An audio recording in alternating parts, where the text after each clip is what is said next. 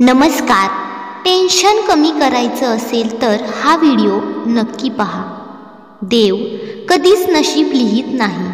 आयुष्याच्या प्रत्येक पायरीवर आपले विचार, आपला व्यवहार, आपली कर्मच आपले नशीब लिहितात.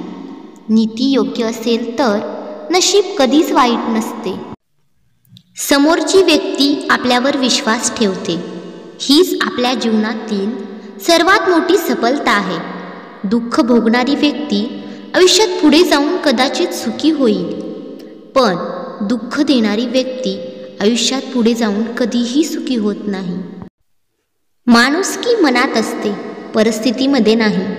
परमेश्वर मात्र कर्मच पाहतो, मृत्यूपत्र नाही. तुम्ही कितीही मोठे बुद्धिबळातील खेळाडू असाल, पण सरळ व्यक्तीसोबत केलेले कपट तुमच्या वाईटाचे सर्व दरवाजे खुले करते. जीवनातील स्वार्थ पूर्ण झाल्यानंतर आणि शरीरातील श्वास निघून गेल्यावर कुणीही कुणाची वाट बघत नाही. जे पाहिजे ते मिळूनच थांबायचे ही कदाचित सफल माणसाची निशाणी असेल, पण जे मिळाले ते हसतमुखाने स्वीकारून जगणे ही सुखी माणसाची निशाणी आहे.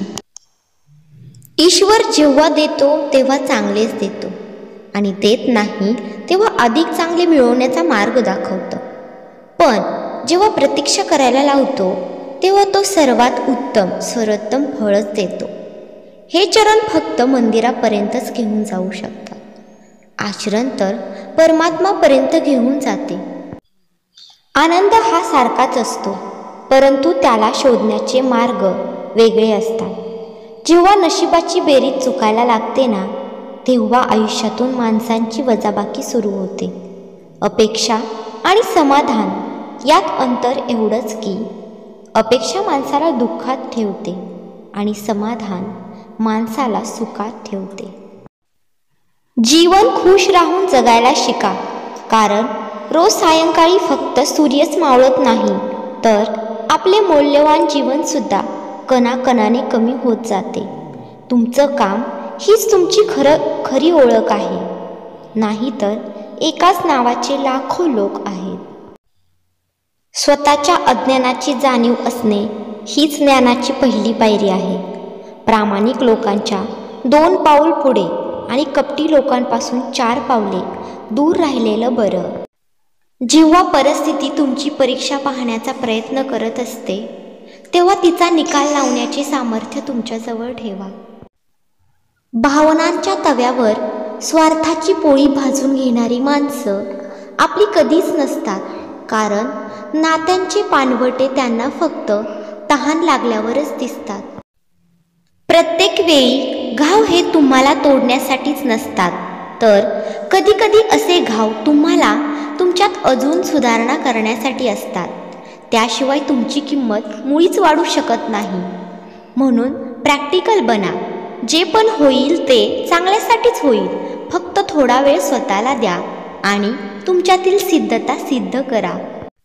जीवनात आपल्याला सोडून कोणीही गेलं असेल आणि आपल्याला जीवनात जर शांतता हवी असेल, तर सोडून गेलेल्यांशी वाद घालण्यापेक्षा स्वतःला बदलून घ्या, कारण पूर्ण जगात कार्पेट टाकण्यापेक्षा स्वतःच्या पायात चप्पल टाकणं जास्त सोपं आहे.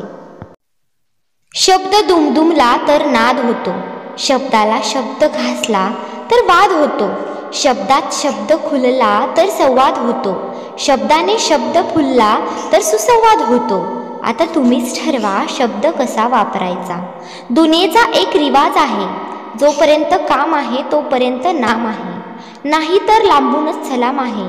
म्हणून जीवनात मागे बघून शिकायचे असते आणि पुढे बघून चालायचे असते. जी गोष्ट मनात आहे ती बोलण्याची हिंमत ठेवा आणि जी गोष्ट समोरच्या व्यक्तीच्या मनात आहे ती समजून घेण्याची क्षमता ठेवा. विरोधक तयार करण्यासाठी मारामारी करावी लागत नाही. तुम्ही चांगले कार्य करू लागला की आपोआप विरोधक तयार होतात, कारण कर्तृत्ववान व्यक्तीचे कार्य बघितले जात नाही, परंतु तो कुठे अडकतोय याकडे सर्वांचे लक्ष मात्र असते. गुंता झाला की हळूहळू संयमाने सोडवावा, मग तो दोऱ्याचा असो किंवा स्वतःच्या मनातल्या विचारांचा. संयम नसला की दोरा तुटतो आणि आपणही.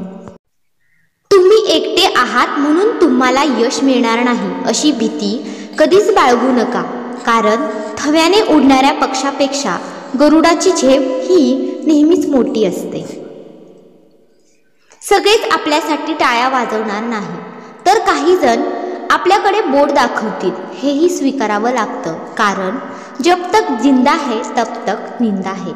सहनशीलता आणि हास्य हे यशस्वी जीवनाचे महत्त्वाचे 2 गुण आहेत, कारण हास्य हे त्याचे प्रश्न दिसू देत नाही, तर सहनशीलता हे त्याचे प्रश्न निर्माणच करत नाही.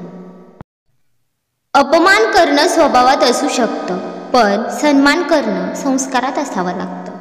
दुसऱ्याच्या दोषांचं वर्णन तुमच्याकडे करणारे लोक तुमच्या दोषांचे वर्णन तिसऱ्याकडे करतात, हे लक्षात ठेवलं पाहिजे.